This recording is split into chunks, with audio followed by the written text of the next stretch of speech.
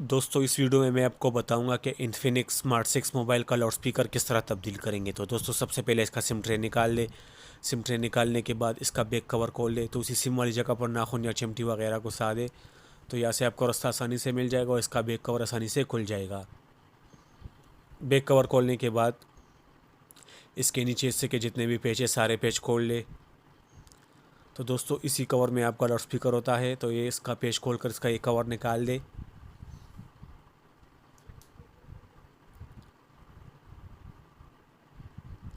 तो दोस्तों आप देख सकते हैं ये आपका लाउड स्पीकर है। अगर आपके पास ये छोटा लाउड स्पीकर मिलता है तो ठीक है, वरना पूरा ये कवर तब्दील करना पड़ेगा। तो इसमें दूसरा नया लाउड स्पीकर लगाने के बाद इस पर कवर लगा ले, और इसका जो वायर है ये इसके ऊपर आना चाहिए, इसके नीचे नहीं आना चाहिए, और इसमें इस ये वायर को इसको में बिठा दे और उसके बाद इस पर पेच लगा ले। तो दोस्तों इस पर आपने वही पेच लगाने हैं जो पेच आपने इससे उतारे थे, दूसरे पेच नहीं लगाओगे, क्योंकि अगर आपने इस पर बड़े पेच लगा दिए तो नीचे स्क्रीन में चले जाएंगे और आपकी स्क्रीन को तोड़ देंगे।